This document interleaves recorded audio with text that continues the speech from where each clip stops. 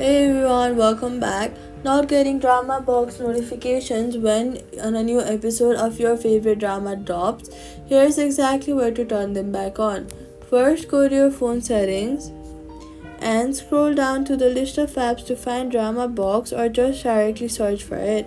After you find it, go ahead and tap on it and then tap notifications. Here, make sure that allow notifications is toggled on. If it's green, tap on it and turn it green. Check the alerts tab below and make sure that it is set to banners or alerts, not none, since none means nothing will appear on your screen even though notifications are technically allowed. Turn on sounds and badges as well. Next, scroll to the top of your settings or go back to the search and search for focus.